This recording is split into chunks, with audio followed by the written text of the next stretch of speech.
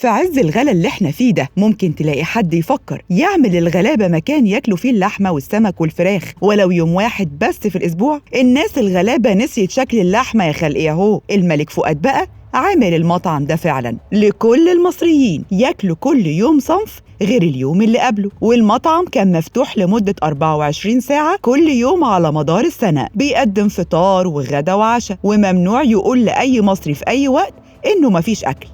اللي يدخل لازم ياكل، يوم لحمة، يوم سمك، يوم فراخ، وباقي الأسبوع عدس ومسقعة وفول وطعمية وكل اللي يحبه قلبك من الأكلات الحرشة دي، فطار وغدا وعشاء بالصلاة على النبي. يعني المطعم أو التكية دي كانت موجودة في القاهرة ولكل سكان القاهرة، والكل مصري بيزور القاهرة ممكن ياكل فيها طول مدة وجوده هناك، ويا بخت أهل القاهرة واللي بيزور القاهرة. اليافطة بتاعت المطعم ده لسه موجودة لغاية النهاردة، مطعم تكية الملك فاروق، بس المطعم نفسه اتقفل بعد الثورة وعملوا مكانه وزارة الشؤون الاجتماعية علشان تراعي شؤون الغلابة في كل أمورهم، مش بس في الأكل، لكن للأسف لا راعت كل شؤونهم كما يجب ولا حتى أكلتهم لحمة وسمك وفراخ زي ما كانوا بياكلوا في مطعم الملك فاروق.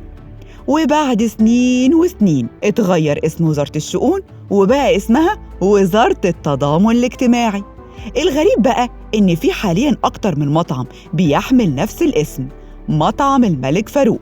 هتلاقي في الدقي والمهندسين وفي مختلف المحافظات مطعم بنفس الاسم بيقدم كباب وكفتة وكل المشويات، كمان بط وحمام وكل اللي قلبك يحبه من الأصناف والطواجن والطبيخ، لكن مش ببلاش ومش للغلابة، لأن أسعاره ما بقاش يقدر عليها الغلابة ولا حتى متوسط الدخل. الغلابة نفسهم حد يعمل لهم مطعم ولا تكية تقدم لهم اللي كان بيتقدم لهم من مطعم الملك فاروق واللي كان عامله الملك فؤاد، وفتحوا 24 ساعة للي رايح واللي جاي ببلاش. مفيش كده دلوقتي ولا عمره هيكون.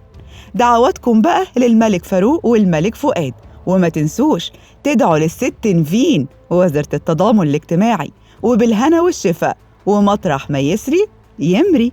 ما تنسوش تشتركوا في قناة مصر اليوم على يوتيوب وتفعلوا زر الجرس علشان يوصل لكم كل الأخبار أول بأول.